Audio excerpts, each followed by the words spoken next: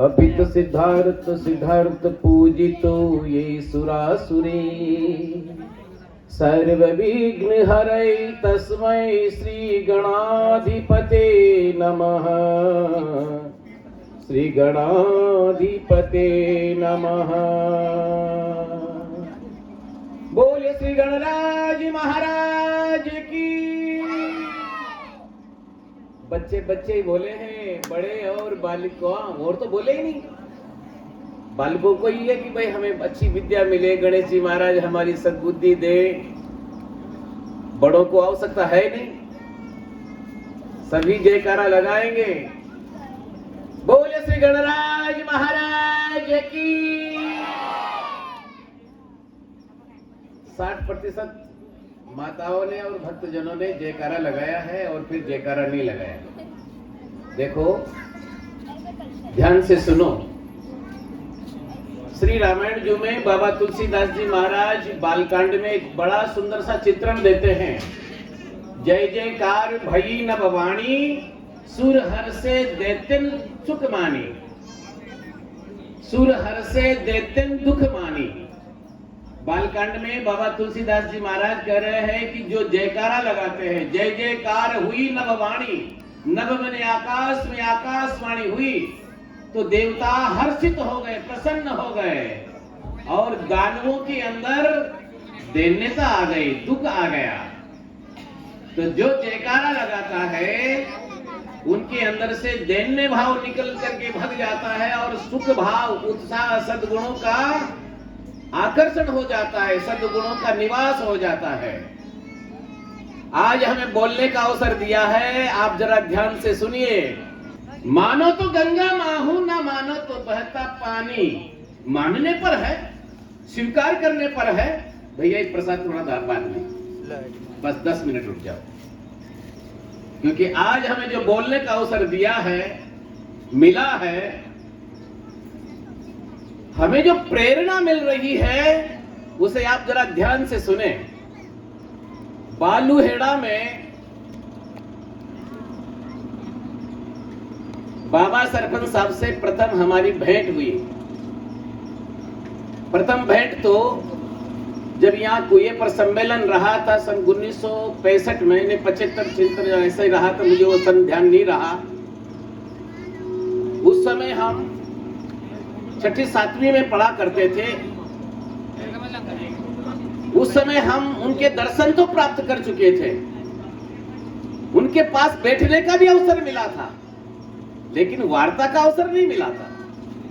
सबसे प्रथम जो हमें वार्ता का अवसर मिला वह बालूहेड़ा हनुमान जी आश्रम, महात्मा तपस्वी श्री इंद्रदत्त जी सर्वा उनके दर्शनार्थ पधारे थे, वहां सामीप्य मिला, वार्तालाप का भी अवसर मिला। उसके बाद आप ध्यान से तो सुन रहे हैं ना, जब हम कानपुर से बस में बैठ करके 12 की ओर जा रहे थे, लठुरी तालाब के पार करते जैसे ही बस में हमें संकेत मिला कि यहीं उतर जाओ।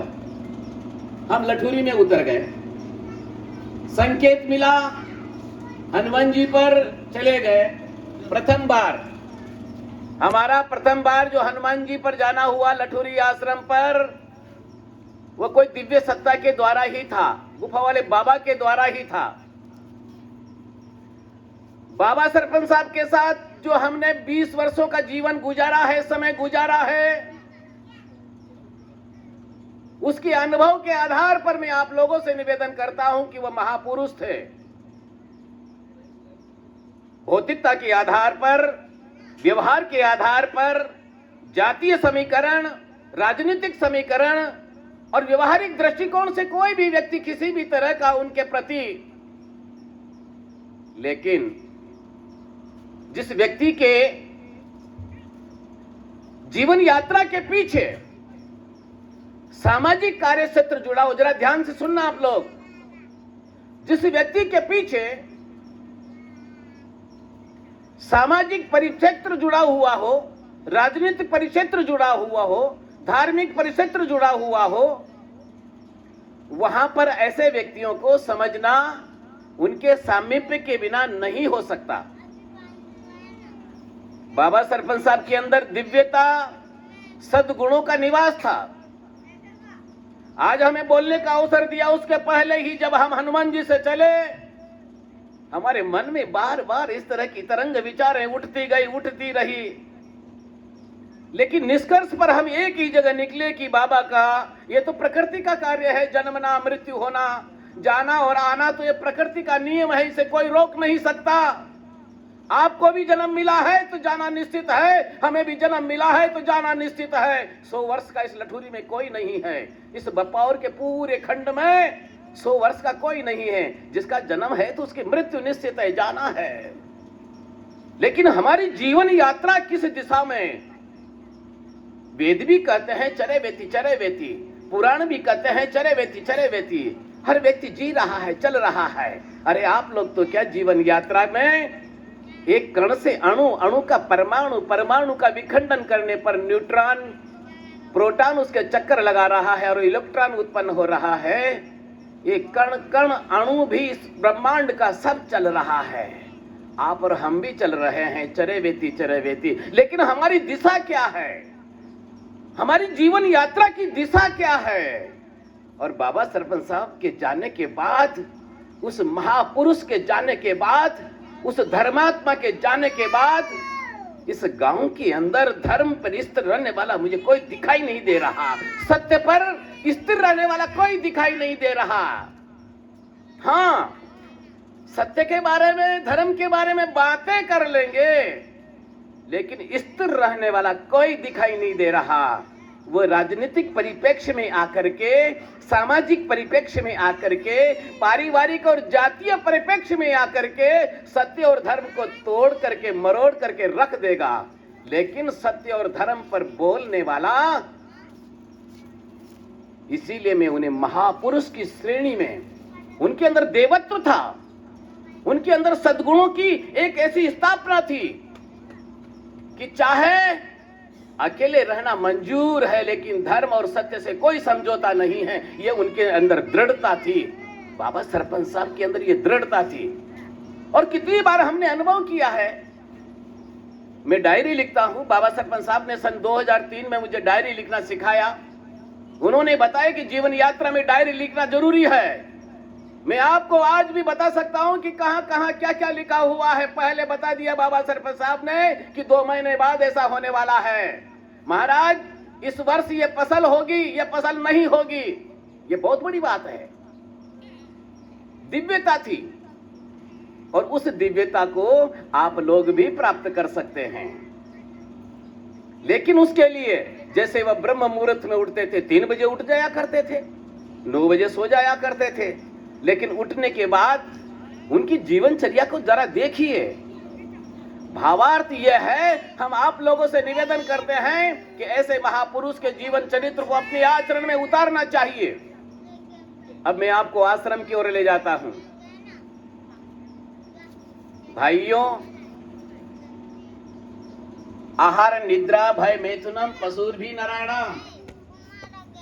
आहार निद्रा भय मैथुनम पशुर्भि नराणाम। आहार मैंने भोजन, निद्रा मैंने निद्रा निकालना, भय डर लगना, मैथुन बच्चे पैदा करना, ये तो पशु भी करते हैं, पशु पक्षी भी करते हैं। नराणाम धर्म ही विशेष हो।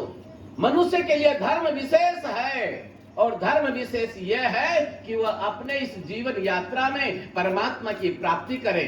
सद्गुणों को धारण करके समाज सेवा भी एक परमात्मा की प्राप्ति है। वृक्षारोपण भी परमात्मा की प्राप्ति का एक मार्ग है। गो सेवा भी एक परमात्मा प्राप्ति का एक मार्ग है। क्षेत्र की सेवा एक राजनीति भी एक धर्म नीति से जोड़ करके चला जाए तो वह भी परमात्मा प्राप्ति का मार्ग है। इसलिए अपने जीवन में परमात्मा प्राप्ति के लिए प्रयास करें।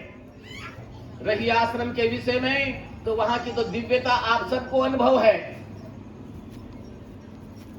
धीरे धीरे चरेवेती आज आश्रम गौशाला का बहुत बड़ा विकास हुआ है, और यह विकास यात्रा अनवरत चलती रहे।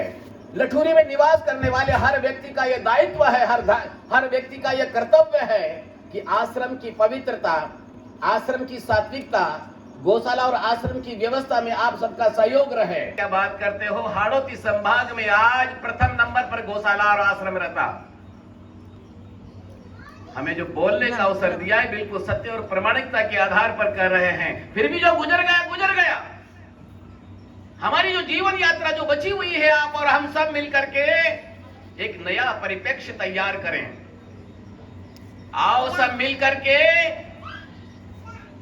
जो बाबा सरपंच साहब ने इतिहास रचा था, गौशाला लठुरी आश्रम, अरे आप लोगों का धन्यवाद है। लठुरी का नाम हिंदुस्तान के अंदर, चाहे वह संगठन की दृष्टि से हो, राजस्थान के अंदर चाहे वो गौशाला के विषय में हो, या चाहे वह लठुरी का नाम सम्मान की दृष्टि से लिया जाता है और वह सम्मान में बढ़ना चाहिए। इसलिए आज इस मंच से यहाँ भगवान श्री गणपति नाथ जी के श्री चरणों का वंदन करते हुए मैं आप सबसे यही निवेदन करता हूं कि हम जिए इस गांव के लिए, हम सोचें इस गांव के लिए, हम करें इस गांव के लिए। इसी के साथ में वाणी को विराम देने से पहले एक बार भरत भैया, भाई साहब ओम जी से, हमारे श्री प्रधान साहब से निवेदन करूंगा कि वे पधारे, दो शब्द कहें। इस पवित्र धाम ग्राम लठुरी में आए इस कार्यक्रम में मुझे हमारे गौशाला के संस्थापक, गौशाला के संचालक सम्मानीय रामदास जी साहब और समस्त इस गांव की माताओं बहनें, नौजवान साथी और सभी मेरे पूज्य पिता स्वरूप, मैं तो इस अवसर पर इतना ही कहूँगा कि भगवान गणेश जी महाराज का जन्मोत्सव आज पूरे हिंदुस्तान में धूमधाम के साथ मनाया जा रहा है। और ये उत्सव जिस प्रकार से आज आने वाले समय में हम देख रहे हैं कि गांव-गांव